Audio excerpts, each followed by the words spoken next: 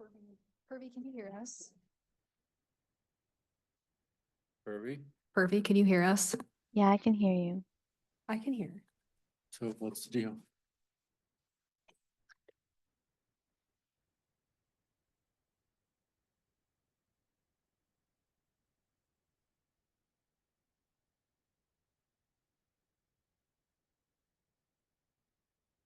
Maybe it's the Zoom part of it.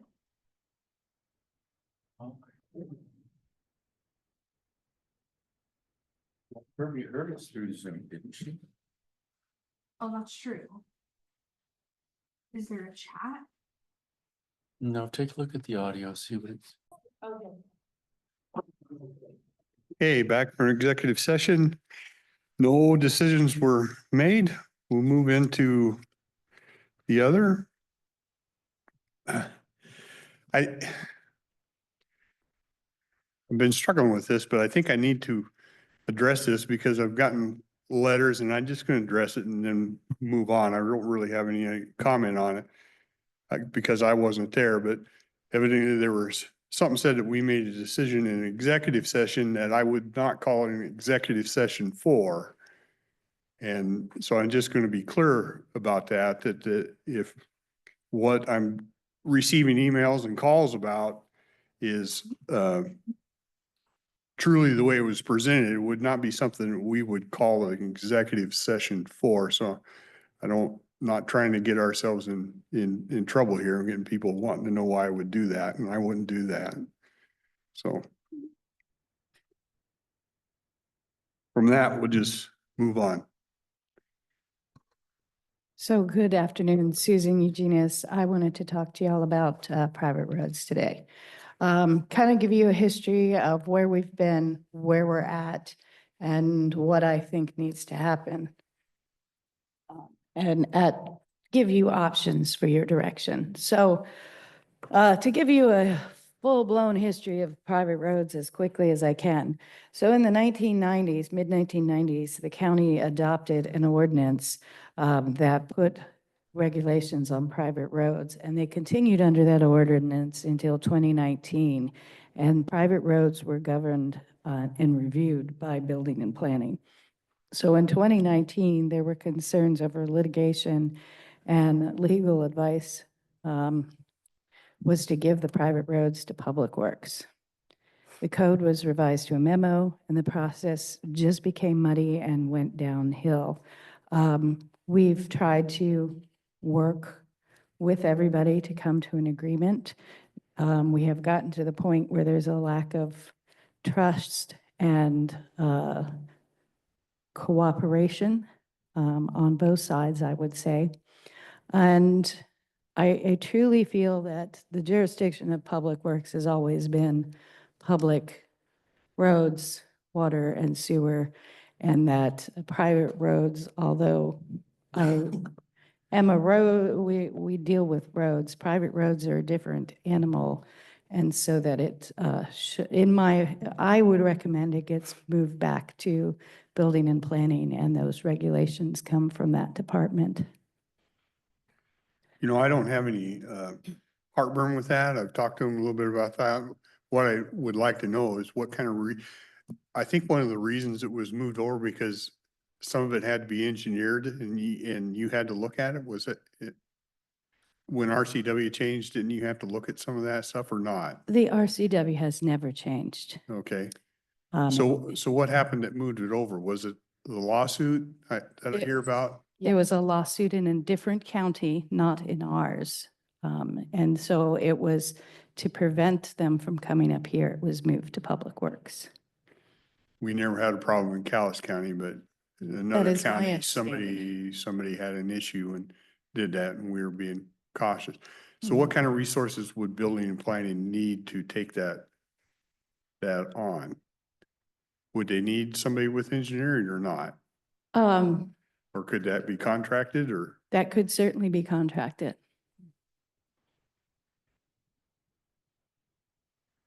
What would it take in it? Would it take an ordinance change or would take you talked about, we did it by a memo, By memo. basically. So it would take this memo undone or I think it would change? take this memo to be undone, and I believe there might be, I don't know if anybody can pull up the road ordinance. I think there might be something that says public and private roads in there, and just private roads would need to be struck from the From the county, ordinance? from the county engineer ordinance, yes.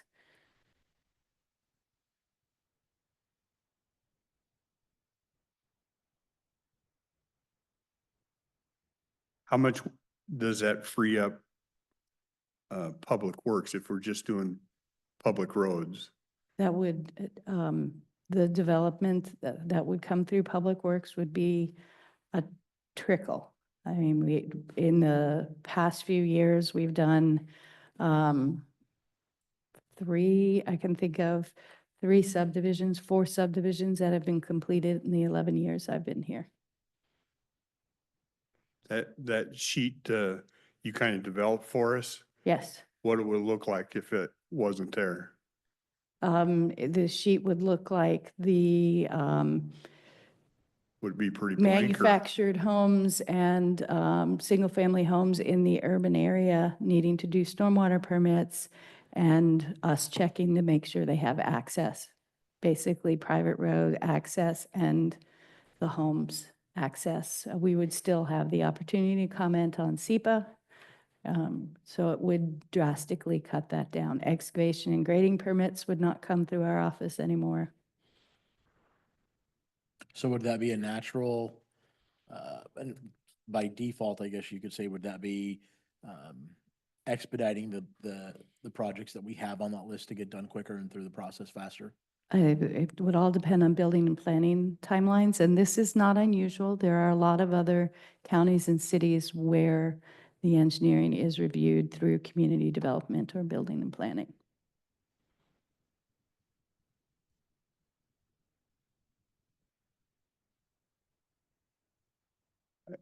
Commissioners, Personally, may I say something? Yeah, I didn't know this topic was gonna be brought forward today, and I would like time to think about it and what the resources I would need to do that. This was Yeah. completely sprung on me, so if I could have the courtesy to at least digest some of this and have some opinions and options of what I can do, I'd appreciate it. yeah, I think that's reasonable. I don't think we're planning on making a decision, just trying to Thank you. uncover some things that need to be further discussed. Yeah, this was a surprise, so I'm glad I listened in. Okay. Although I'll say, Tracy, I'm not, the idea is it doesn't give me heartburn. I agree. I just want to know that we don't just dump 5 boxes of junk on you and then you try to figure out what to do type thing. Thank you for that.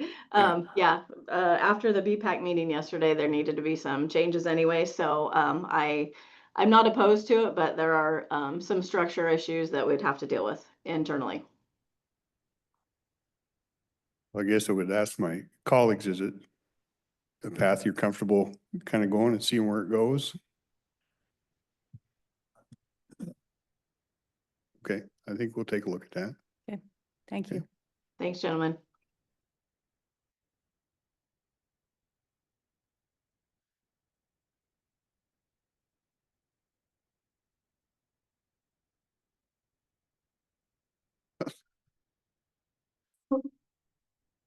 Don't be running down to risk. There's no. That was your own fault. I'm a witness. I didn't see anything. Okay, good afternoon, Savannah Clement, Public Services. Today I have in front of you the funding authorization from MILIG, and also they had included, because if you recall, our original agreement is actually with the state, not directly with MILIG. So also the amendment with the interagency agreement, which is just procedural that, yes, we're doing this, yes, we're okay with it, and we've signed off on the funding authorization. Because the board approved Mike as a signer, he has signed, but I did want to bring back the documents for the board to review, as I had mentioned, just so you guys have an understanding and you have all of the contract documents, at least the amendments and the funding authorization in front of you. And then I have about 50 pages of the actual contract that I wanted to email after this meeting, just so you have that too, if you wanted to, for some light reading material. In case I can't go to sleep or something. Yes. So, and again, Mike has signed these. I did send them off to Department of Enterprise Services. But if you guys had any jarring issues with these two documents, I could probably rescind that for now, or Is HOJ excited to get this going? I think so. I had emailed that user group the next morning after the board approved it, and they were pretty excited. I got a lot of good positive emails back. And then we have our monthly HOJ maintenance meeting, and so that next week I met with them as well, and they're excited. Yeah. Now is the hard part of scheduling and moving, Yeah. and so I told them to take that enthusiasm with them and in their pocket, and 6 months from now Yeah. to keep that in mind, that positive attitude. So. Yeah. So, as far as that goes, that's all I have, but I will send that larger document. A lot of it will reference, some of these prices will be broke down better, more information for you guys to review. We'll send Commissioner Farrell over for a pep talk if need be. Yeah, come September, October. And that is all I had on the Millig stuff. I'm not sure why this is bothering me, but it is. Okay. The math doesn't add up on these numbers on the side. Are you looking at the agreement amendment or on the funding authorization? On the first page, front, Okay. I think maybe, so it mentions did you look at page 2 for the funding detail? And that could be.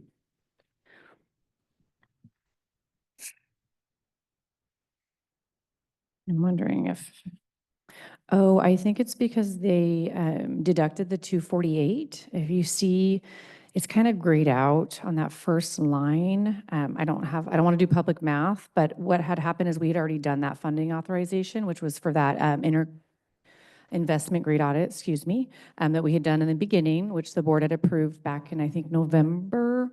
And so they had, I believe, deducted that off, but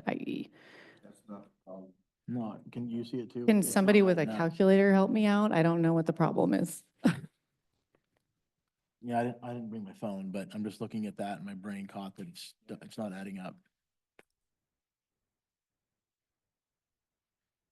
I gave him my copy, so.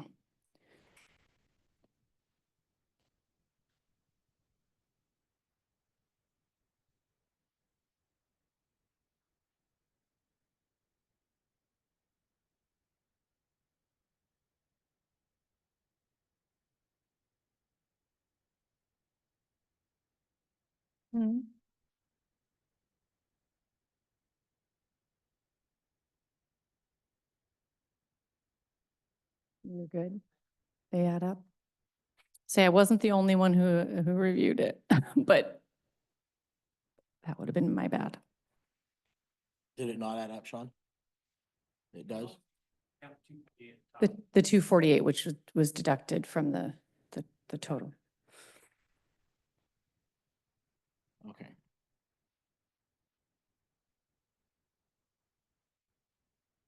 Yeah. The 248 is, Okay. That's what's causing the problem? Yeah, and that was done previous to this funding authorization. We did that back in the we've fall. already paid the 248. Right, Okay. right. So 248, 800, the rest of the balance is 89, just under 9 million.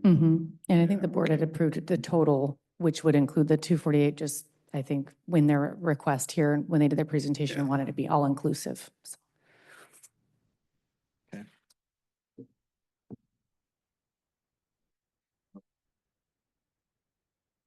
To me, it looks like it's off by between 10 and 11,000, but I don't have a calculator, so. On this front?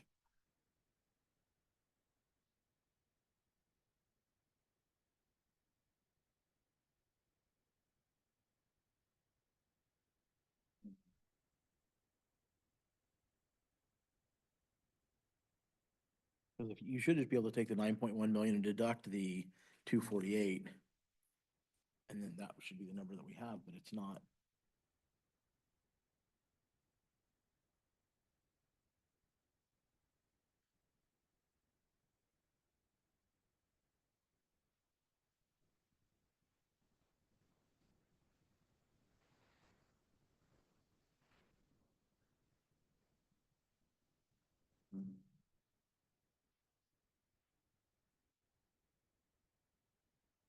So you're thinking this 9,161,000, it should reflect the deduction of the 248?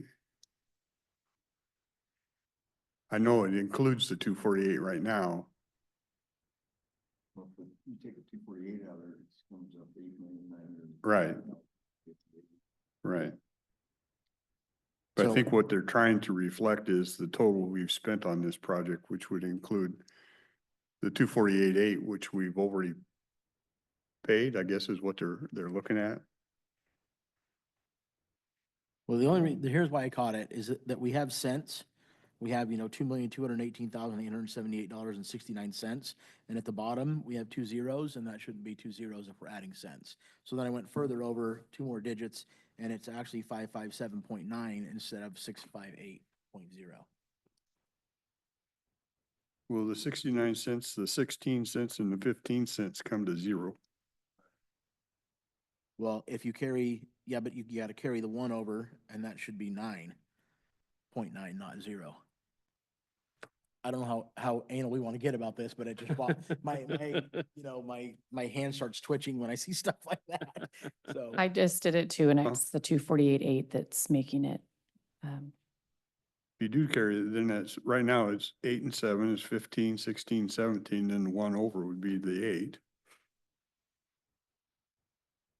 Well, I already did. Yeah. I did. I double checked as well. So, and it did come out. that's correct, okay, Mhm. good.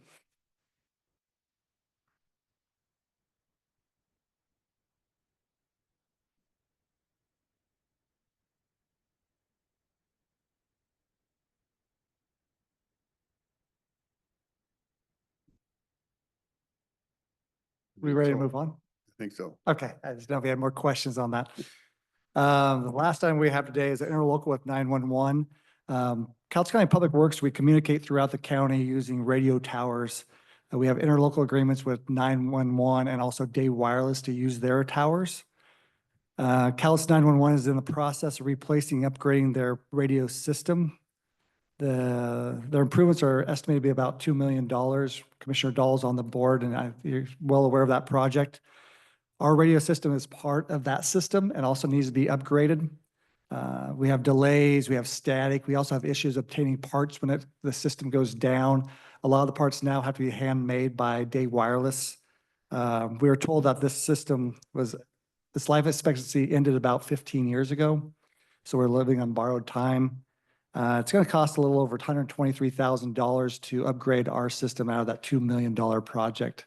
So we're in the process of getting an interlocal agreement put together that we'll present to the board. Just want to make sure we're going down the right path. If you guys are okay with us continuing down this process. Interlocal with 911? Yes, correct. Because we're piggybacking on their contract with Day Wireless and Motorola to get some better savings. Yeah. If not, it'd be a standalone project for us, which would be very expensive. They already have people going to all those towers, upgrading their system and doing ours at the same time. And they were piggybacking on Lewis County. So they could Correct. all- Saved a lot of money. Our portion alone was about, I think, $40,000 less because of the piggybacking with Lewis County. So it's time to upgrade our system. It's pretty important for us, especially during the winter months.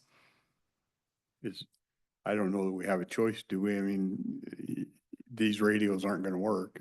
No, and like PUD doesn't use towers. They actually do it just like a repeater in their general area, but you can't, they have to talk to just a quadrants. They can only talk to the people in that general area and not countywide. At least that's what 911 told me. If there's other options for us, if we don't want to go the tower option, if we want to do smaller repeaters that are just on the ground rather than on their towers.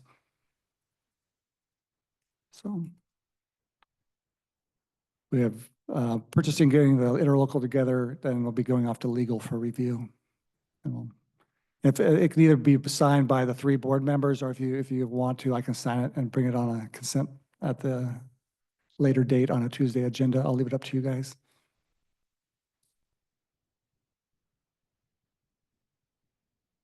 One with the repeaters on the towers. They are actually GTR 8000s. I don't know if they're actually called a repeater on the towers. I think they have a different name for them now. Back here. we currently have the MTR 2000s and we're going to the 8000s. So I'm guessing we missed quite a few upgrades over the years. They call it the radio stabilization project. They are, they just say firmware upgrades on the GTR 8000. So I couldn't exactly tell you if that's a repeater or not. I know they need tuned, right now we tune ours every 3 weeks. And these will be automatic tuning on these new GTR 8000s, which will save a lot of time and effort by us and Day Wireless, mainly Day Wireless tuning those for us. Okay, so whether the repeaters or not, they're gonna be on the tower and not on the ground. Correct, yes, exactly right. Okay. Yeah. We do have one mobile repeater we use during chip seal season, just so we get better response down low. Sometimes we get in certain valleys there that don't have the best currently with the system in place that we have a mobile repeater that we bought last summer. I know you weren't expecting this. This kind of got pushed on you, but Right. you have the funds there. Yeah, we do have the funds for it. We found out in December there was a chance that they may be moving this project, and then it was in March when they actually reached out to us to start talking to us about it. Unfortunately for us, there was, I believe, some grant opportunities. I believe a lot of the 911 upgrade was paid through with grants. Yeah. With this late in the game, we weren't able to actually even apply for any grants. So this will definitely just be coming out of the Public Works Department. But you do have funds, so. We do. Yeah, okay. I'm okay with him signing it and Yeah, bringing it to us. I am too. Yeah, I am too. Thank you.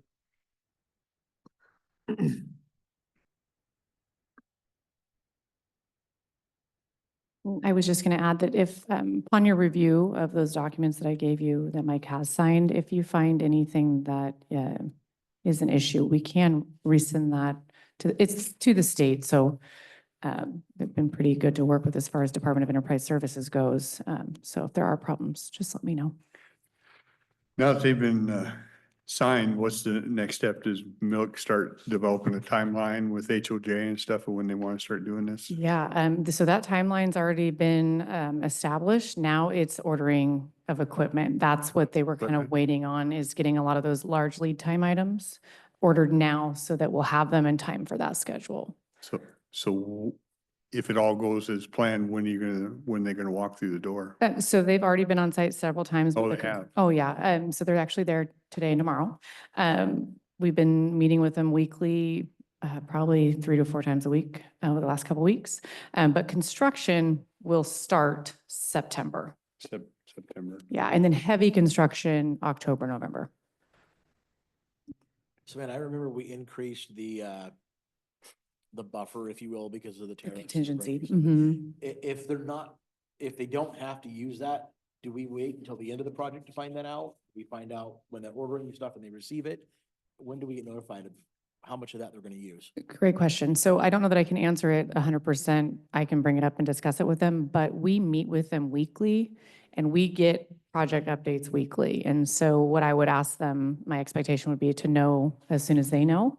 It doesn't have to be a meeting time, and that we could notify the board and move forward and either have a deductive change order where we get that money reduced, or we could use that contingency or what's left at the end, for our potential LED upgrade project as well. So I would just ask that of them so we can give you really good updates. That's why I was asking, was because of Yeah. the lights, to know if we. And so I do have an update on that too.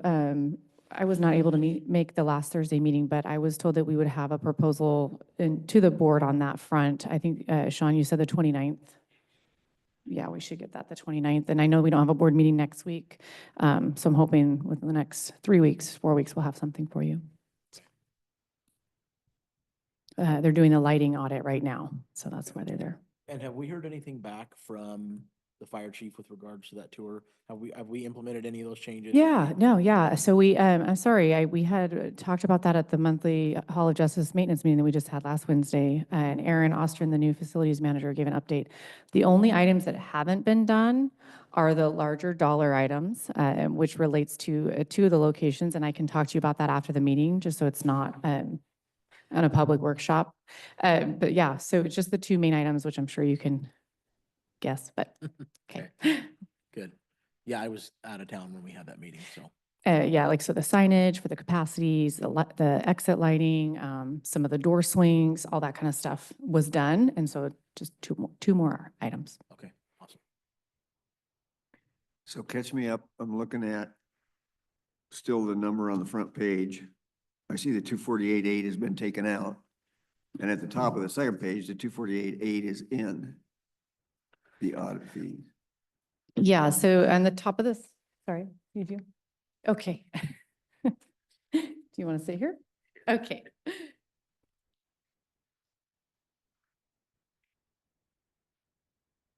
Sorry, Commissioners. Sean Roy, Public Works. The first page really shows is what the total funding authorizations have been and are throughout the entire project. So the top one's grayed up because that's something we've already done. They are showing as a cumulative nature though.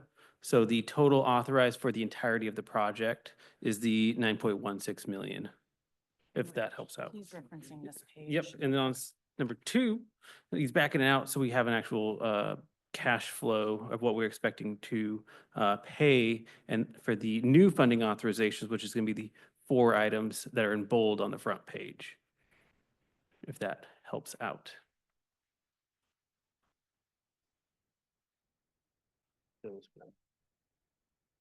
So the 2218, the 19.8, the 6569, and the 104.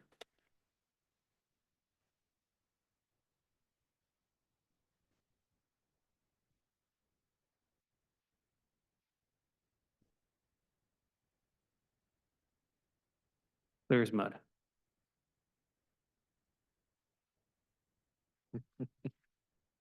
White mud or black mud? Depending on where we're at. It's been too rainy today, so let's go a little lighter.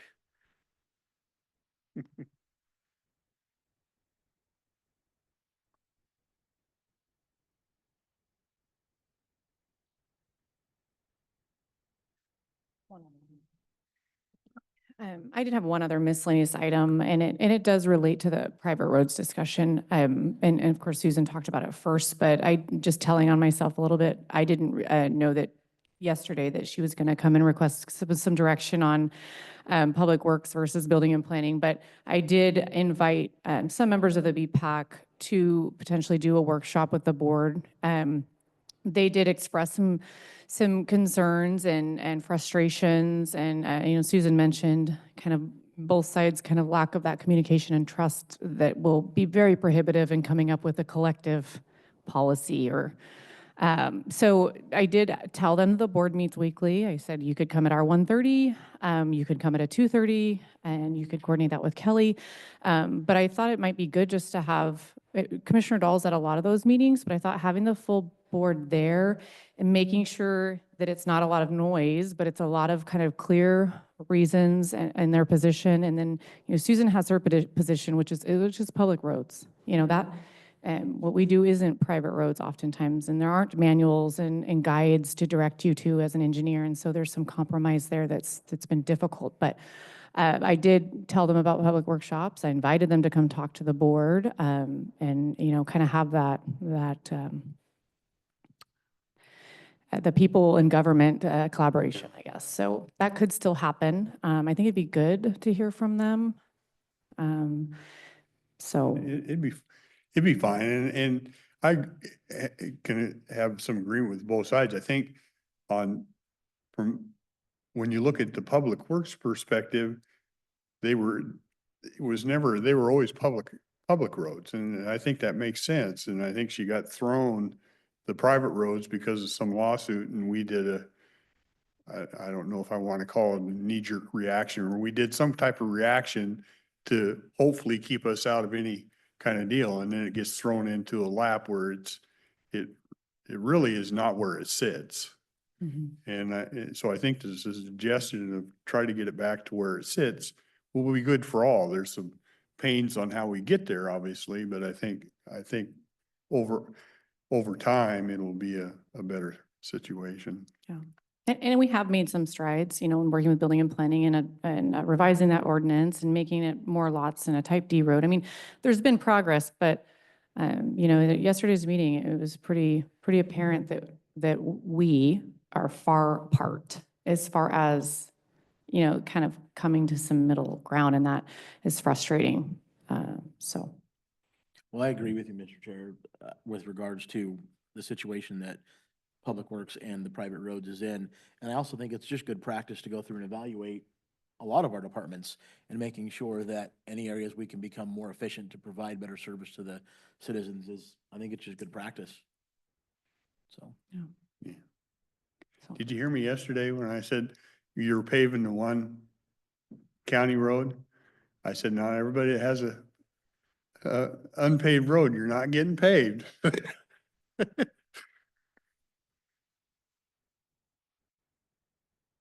That was all I had. Thank you. Okay.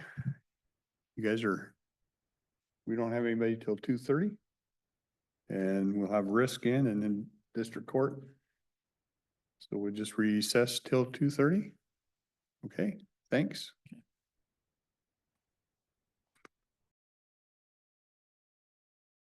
Okay, we're back from recess, risk management. So it looks like you're looking for an executive session, potential litigation. You got a time frame at all for that? We're thinking 30 minutes because we have quite a few litigations and liability claims to review. Okay. So executive session, potential litigation, 30 minutes.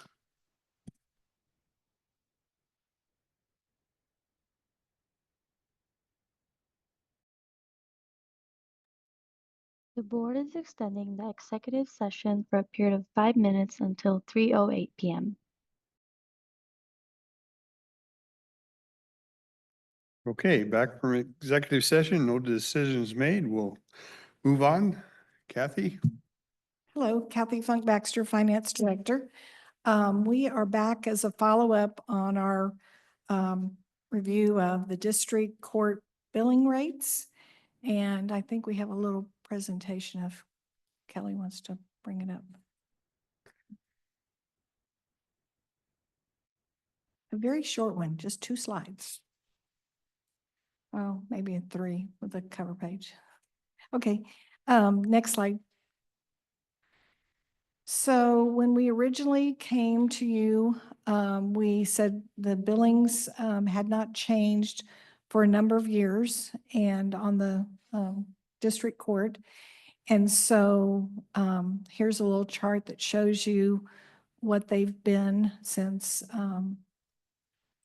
2022. I actually was before 2022, but so those are the rates. They were, infraction rate was 36.39 and criminal rate was 115.41.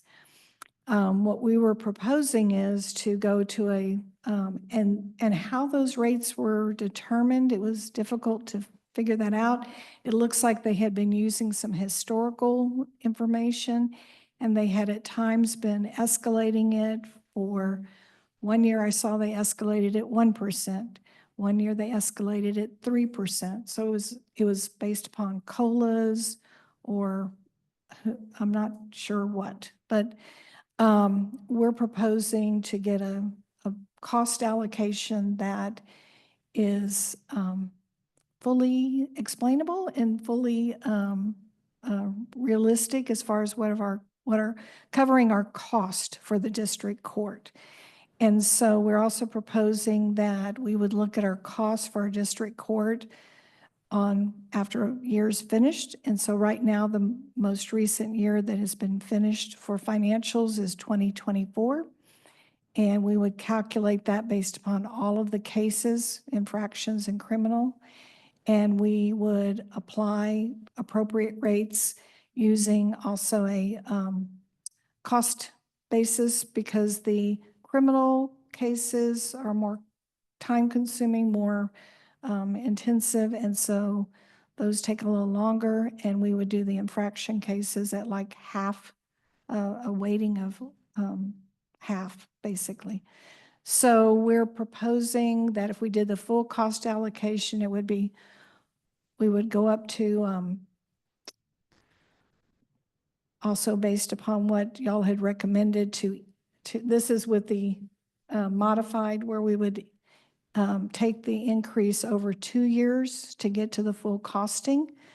And that's $43.05 and the $136.21. And then we would go up to the full costing in the year 2 of our billing for $61.70 and $219.94. After presenting this information to the cities, we met with all of the cities, and we heard some feedback, and they're pretty large increases, as you can see. And so we're back, and we'd like to request permission to modify the phasing to be, instead of over 2 years, to be over 3 years. So I'd like to show you what that looks like. That's the next slide.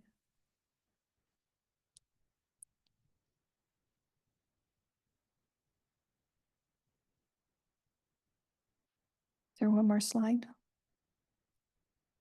Okay, that's it. That's it. I'm sorry. So we would still, for 2026, still do the $43.05 and the $136.21. But then for 25 and 26, we would do an increase of, I think it's like 21% increase and 22%. And then we would phase in and do the rest of the increase on the billings that we would do for 2028. So just modifying it slightly so that we could ease into it, because it was a pretty significant jump. We did the 2026 billing, we did it based upon the CPI that we had not been charging for the last 5 years, and escalated it to at least get the CPI increases calculated. I'm curious, and I don't know if you have the answer, if the last 5 years, it had been going by CPI, how close would we be to where you're proposing? Any idea? That's an action, no. Did we do that calculation, Susie? Yes, Susie might. She performed a lot of this work, so. In the second, these figures for the additional years, do you have some CPI in that, or are you just assuming steady costs? Yeah, we're assuming a steady cost, and we're assuming, because we would have to recalculate it for those years. We were just using the same number of cases, so we made that assumption. And for the last 2 years, the number of cases have remained Have been pretty stable. pretty consistent. It's been 20,000 total for 2024. And then for 2023, it was a little bit higher. So since you're doing it on a cost basis, obviously, if cases go up or down, it's going to affect whatever number Right. you come up with. Right, and we want to do it based upon the number of cases. That's the only problem with the methodology that I see, is that if cases fluctuate greatly, then their rates can go up or down from one year to the next. But what we're proposing is that we would always have that information ready by June of each year.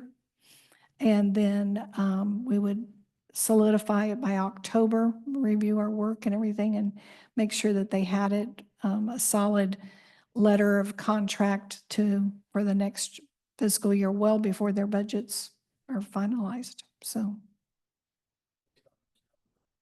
Whoops. Based on this number here, if our expense trend continues, even when we get to the end of this, we're still going to be subsidizing the the other jurisdictions, because they're not, the cost is. Right, because if the cost goes up, well, it's a factor of both things, the cost, total cost, and then the number of cases.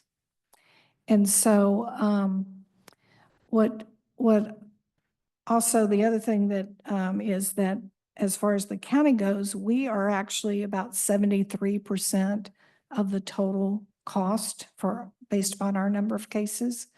So we're 73% of that. We're 73% of the cost or 73% of the cases? Cases, 73% of the cases. Okay. Right now, because of the billings being not changed for the number of years, we're actually paying 82%. Okay, And so when you said that you're going to be looking at reevaluating this in August, is that what we're doing to make sure that we're keeping up with the CPI so that we don't run into the situation again later on down the road? Yeah, what I'm proposing is we would always base it upon our total cost and the number of cases, and we always have the number of cases for the preceding year. We would always do it based upon a look back, and that also helps being able to calculate everything appropriately.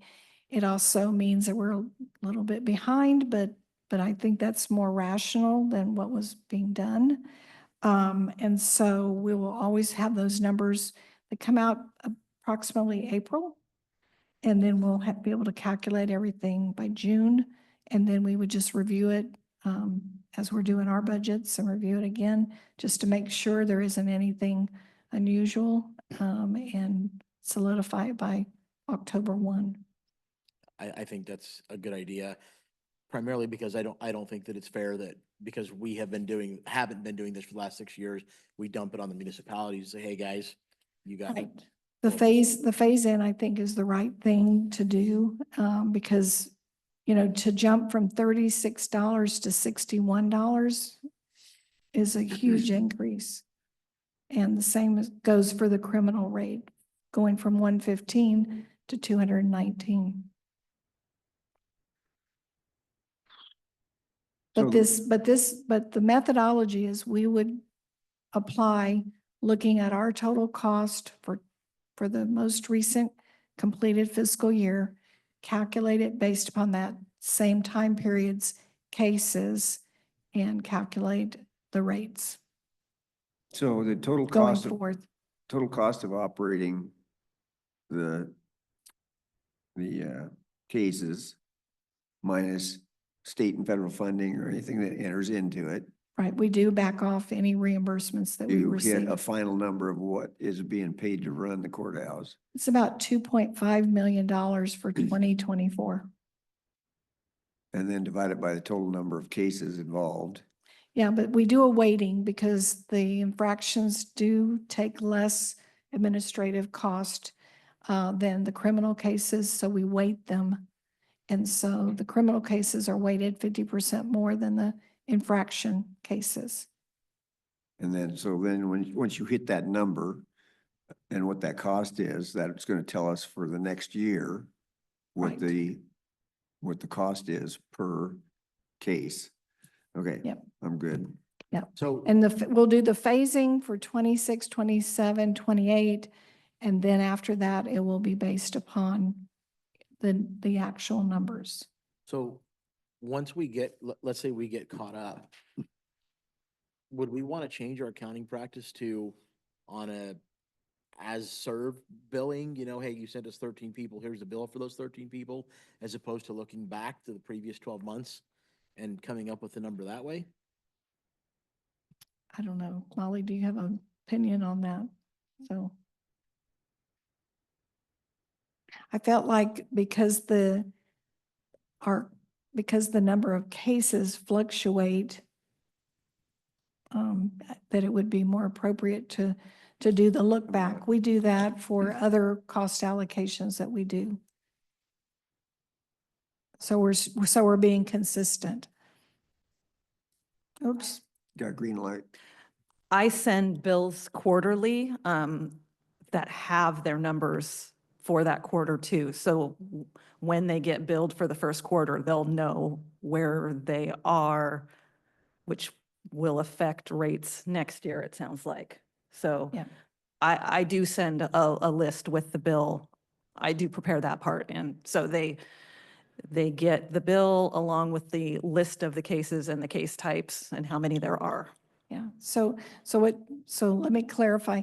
So we calculate our costs based upon a look back, but she's using the actual number of cases that are being processed during the current year, applying the billing rate that we came up with.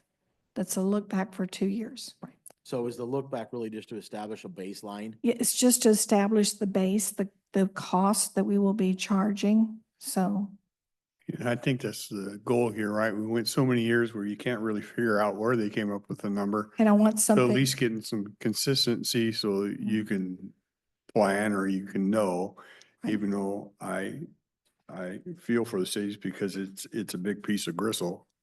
I get that. and we have some of the cities here and they may want to come Yeah. forward. Before you leave, let me ask you a question because costs in this arena have me spooked. I don't see them going down. I mean, there's some point in time where we're going to have to hire more judges because they have caseload limits and stuff. And I'm assuming all that stuff is going to get thrown into total costs Right. at some point. That's always going to be an ask we'll bring to you if it comes to that point. I will say, based on these numbers, I don't see us needing a new judge. The caseload would have to increase quite a bit. I think the state has us at 3.3 judges or something like that, which we have 3. So we're pretty good So right we now. think we're pretty good. Yeah, I don't see a It need would for take that. quite a bit of growth for us to get past that. Correct. Yes, yes. And typically, knock on wood, we're not going to make any staffing requests unless that need goes up for the judge. So It's frustrating because we get, at times, the states just, well, this is a good idea, and they tell us how we're gonna do it. Absolutely. And they say, by the way, find a way to pay for it. Yes. And those type of things get me excited once in a while, but And our number of cases have remained, our percentage is pretty consistent as well. So I don't see that's not changing. So that could impact. you're talking like the 72% Percentage, yeah. or whatever. Yeah. mhm. Yeah. We had, a lot of fluctuation in the last decade of caseload, but that had mostly to do with Longview's Violation Bureau, photo enforcement. That really drove our numbers up, but since that's gone away, except for COVID, it's stayed pretty steady.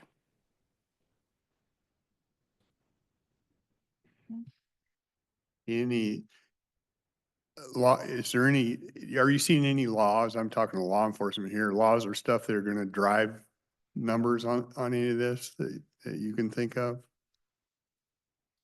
Trying to be cautious on this thing here, okay?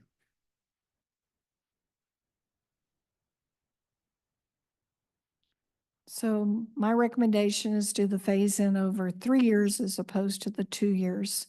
Because they are pretty significant. They're double-digit increases for them over what they're currently paying right now. So- Yeah, it's I don't think anybody's opposed to that in the room, right? I don't think anybody's opposed to the 3 year as opposed to the 2.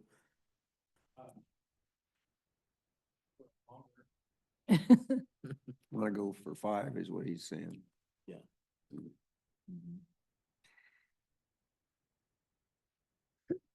you're welcome, chief, sure.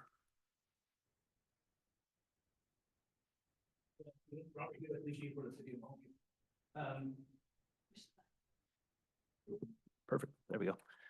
So we, as cities and government, we all understand the costs that have increased over the last several years and not having the escalator since those numbers have stayed the same since 2022 or before that.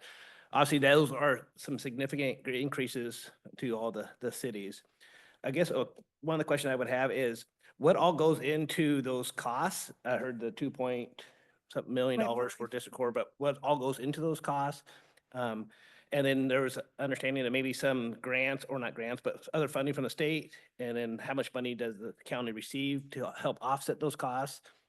I know that there was a comment made a while back, and maybe I'm incorrect on this, is there's funding from the landfill. There was at least a number thrown out, $1 million, which goes toward law and justice. Does that help offset district court costs? I'm curious on those. And then the number was made about 73% of cases are from the county.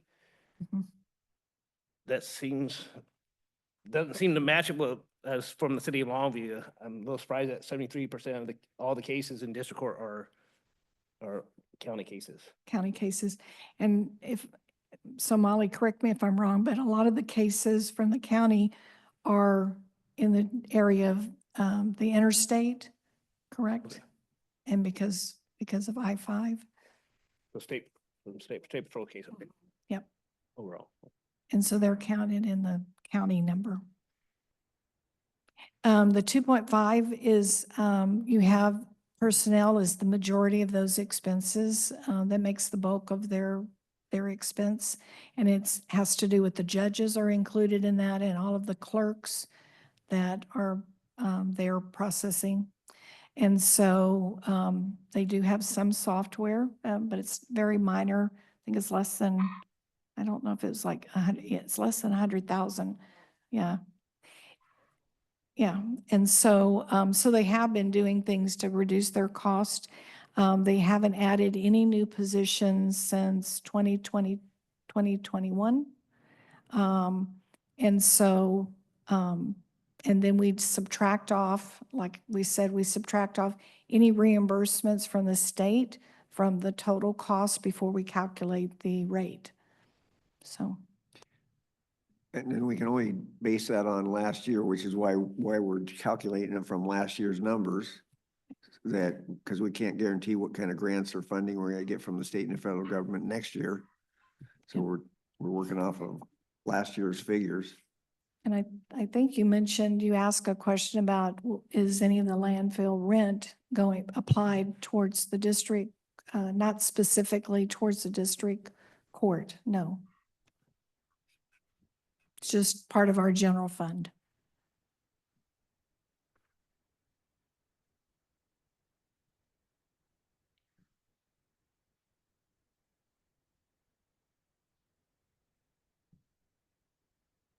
Oh. Yeah, Paul. I've got a hand up too. Okay. Good afternoon, No, I don't think so. there it is. Good afternoon, Commissioners. Paul Helmerd, Mayor of Castle Rock. You know, I understand your rate's got to go up, and it's too bad it hasn't been since 2022. But those are dramatic for the city of Castle Rock. I mean, you don't have any idea of the impact of that. You can sit up there and say, yeah, there's hardly any impact. But you get right down to it. Years ago, that landfill money was part of that profit was supposed to be split with all the cities. That hasn't happened. You guys are taking 7.5 million out of that landfill. And I think you can make up this difference with that. You know, maybe you need to raise the rates a little bit, but at least give us a break on it a little bit. Use some of that money in the right place instead of just throwing it wherever you're throwing it. You know, 7.5 million isn't just a little bit. You know, you guys need to be responsible for that money. And, you know, that's as far as I'm going to go with that, but I appreciate your time.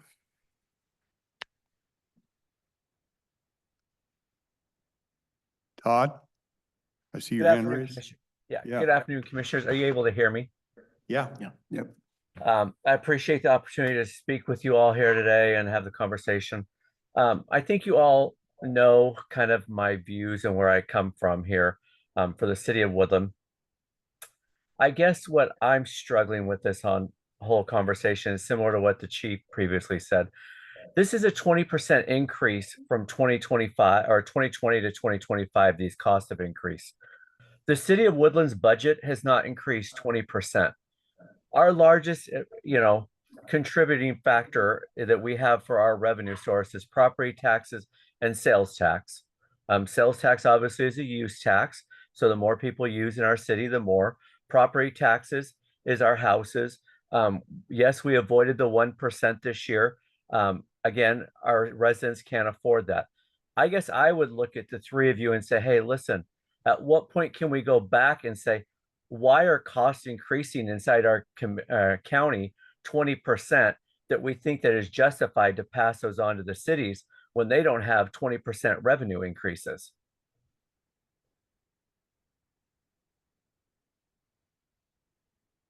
I mean, yeah, go ahead. I'm sorry. Go ahead. Yeah. So our costs have not increased 20%. It's the crux of this is that our calculation hasn't been based upon our actual cost.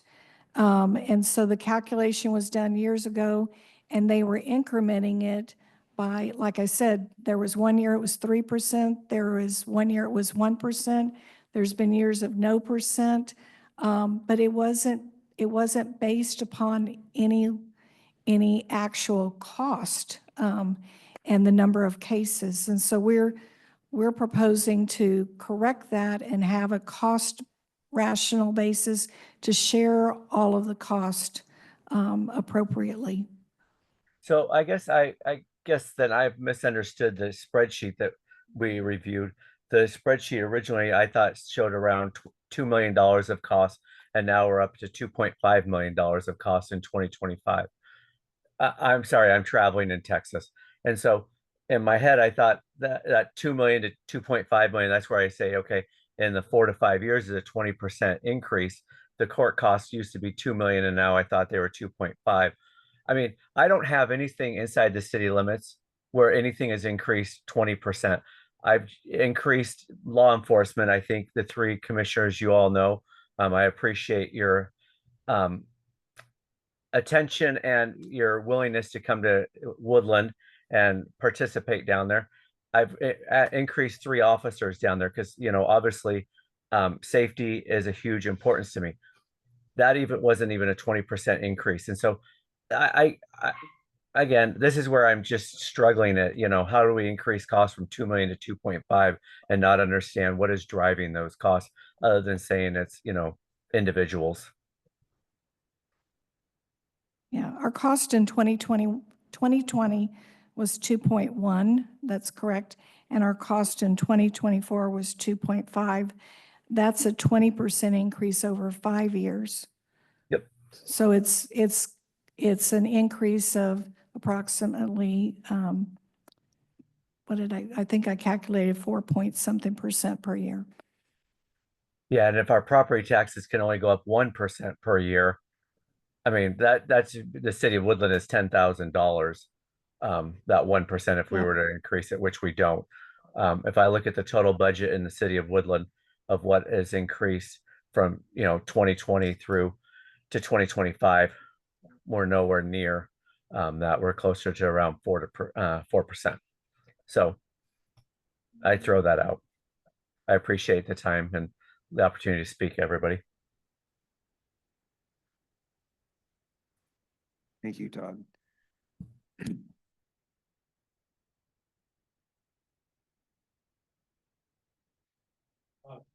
Chris Collins, I'm with the city. Oh, great. Push the button. It's not green. There you go. Chris Collins, I'm with the city of Longview. So I think maybe it would help if we provided a little bit more information. Me personally, I'd like a breakdown of the positions that this is funded out of, a breakdown of costs, basically line item budget if possible. And that would help us understand better as to where those costs are, where they're coming from. I think it'd be helpful for everybody. It also might be helpful to show more than a handful of years of what those cost increases have been. If we look back, say, the last 20 years and see where those cost drivers have been, that may help us understand better where this cost increase needs, is coming from. Because if you look back at, say, to 2015 and say, okay, we did a 1% here, a 3% here, 2% here, and look at, weigh that against what inflation is, it may give you a much more realistic picture of why those cost drivers are going up. I understand that it's only, your cost went up 20% over the last 4 years. That's great, but also you look at the cost over the next 3 years that you're proposing, that's much more than 20%. So I'm trying to understand how we got here. So it would be helpful for me if that is possible, if we could get that information. Thank you so much. I think that's a reasonable and Yeah, fair. I don't have a problem with that. We've looked at it, so we can do that. And we can give it to all the cities.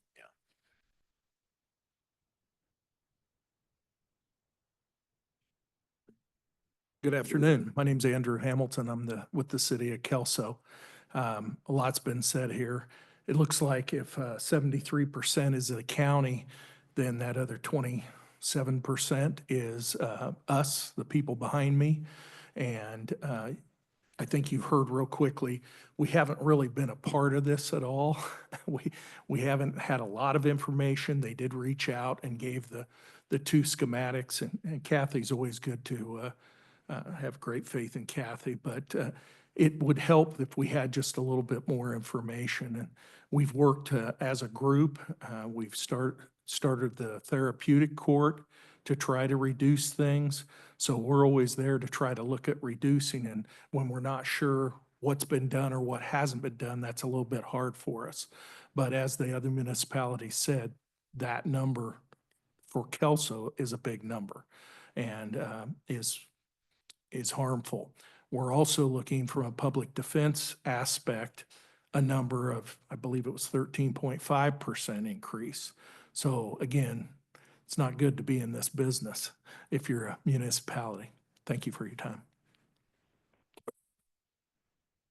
Yeah, I don't think any of that's unreasonable. You can dig a little back in history a little bit and see where some of that goes. No problem. We can do that. We have the data. Well, I really appreciate all you guys coming and sharing your thoughts and giving us feedback. This is the way that government should work.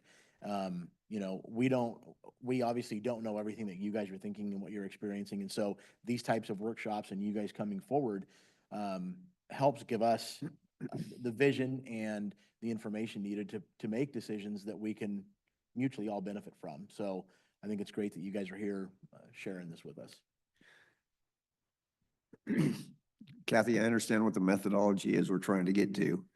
I would like to, as best you can find the information, I'd like to know what the methodology was that they set the fees for originally 20 years ago, if we can find it, or even at least 5 years ago. But what was the methodology that set the fees to begin with? Because obviously it wasn't set like this, or it would have been Yeah, marching right would've along and kept wouldn't up. have been a problem to understand how it worked. But it'd be nice to understand what was the methodology 5 years ago or 10 years ago. I understand they didn't use any type of follow the CPI or whatever on a routine basis, apparently. But if we can get back to the original methodology and then explain what it was and where we're trying to get to, that'd be helpful. Yeah, some of the contracts that we have go back to the 90s. So I have history so I can find out. I'll look, see what we can come up with. All right, thank you. I appreciate everybody taking the time to come and visit with us today. What I'm still hearing is, say we do all those numbers and we still have the same numbers, 3 years is your preference would be a little bit longer than 3 years. And a question I would have with regards to Commissioner Farrell's comments and Kathy's research, does anybody have any ideas for a better methodology to come up with this number? Because one of the biggest problems that I see is that we neglected it for 4 to 5 years and we just let it sit. So we just need to make sure that we're proactive with what we're doing to ensure that this doesn't happen again in the future. Hi, I don't know what's better or worse, but in looking at what some other counties have done with their interlocal agreements, most do a per case filing. How they set their rate, whether they're doing it looking back at the year before or not, I'm not positive. Some break things down the way we do, infraction and criminal. Some, like in Thurston County, they break it down even further, like a DUI charge is more than a theft charge, is more than a parking, which is different, different from a speeding ticket. So some get more granular than we do. It's still generally a per case type payment. I did see one court though, like the city of Rainier, which is also Thurston County, is very small, and they just have a base X thousand of dollars they pay a year because they don't even always file a case, but they still pay for a certain amount just to have their court there. So those are different ways of doing it that I've seen. Thank you.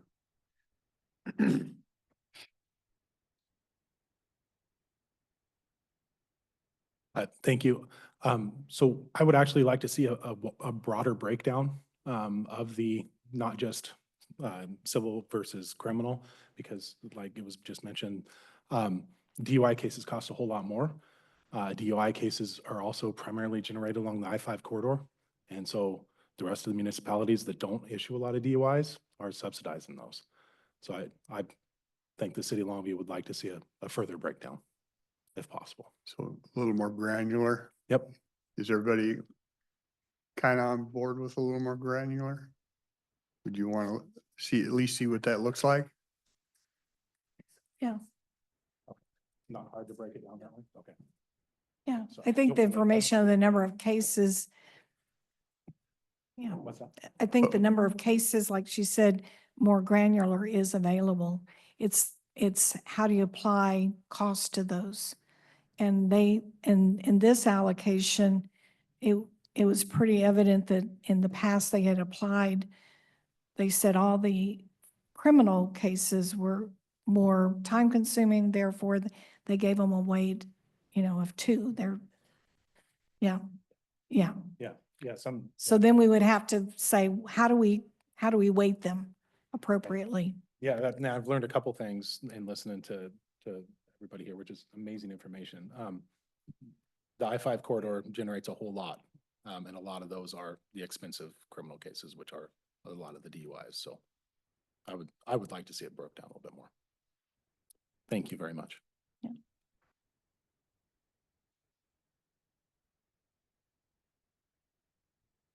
Yeah, chief? Well, just an idea that popped in my head is we all have to explain to our citizens about why we're having an increase in costs. And so we know that these costs are increasing. We know that that's just the reality of it. So just an idea, maybe a thought is maybe we could have a small committee if you guys are willing to, that we could sit down and discuss and figure out where all the costs are coming from. And so that when we go back to our respective cities and we have to explain to our councils and everyone that why we had this rate increase, we would have a better understanding of what the true costs are that go into district court. Just an idea of if you guys are willing, I would love to participate in that.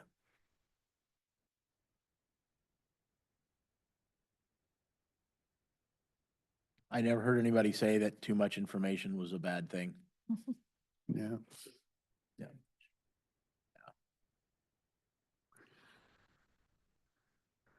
Try to offer a synopsis here a little bit. We're gonna go back in cost and get some, try to see if we can see trends as to why the costs have been increasing, and try and determine what type of formula or procedure or whatever you want to call it was put in place to determine the previous. We're gonna get more granular on what different type of cases do. And then when we get the information, I'm hearing you'd like to have a group of you together to take a look at that. Are we all good with all that? I guess in that, the one thing I want to recognize is that your previous bills that you've been paying had nothing to do with the real costs. They were based on some methodology. We're trying to develop a methodology that says these are the true costs and this is an equal sharing for everybody. So the county's not paying the majority of the cost of your bills or even a portion of it. If it's going to be fair, I'm a big believer in the system needs to pay for itself and it needs to be paid for by the people that are using it. So that's where I'm coming from. Well, and I agree with that statement wholeheartedly, which is why I think we need to have this forensic review to determine what each one of these individual cases costs so that we are paying what they, Yeah. to the point, some municipalities may be subsidizing certain costs because of what it costs for a DUI. And we don't know that right now. Well, how granular do you want to get?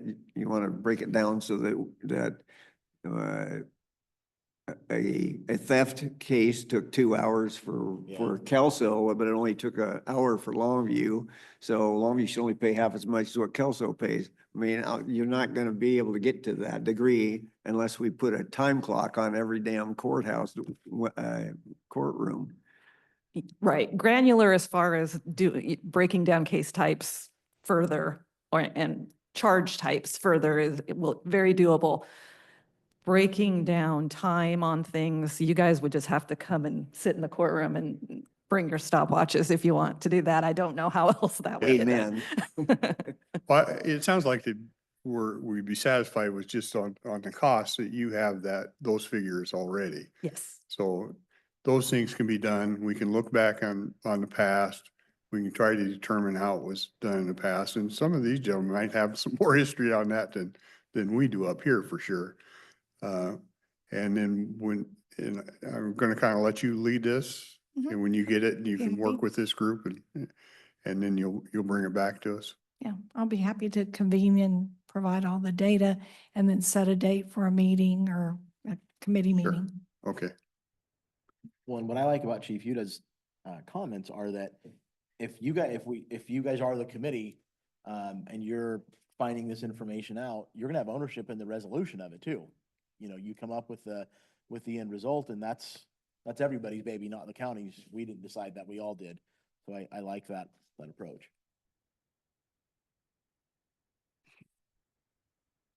Anything else?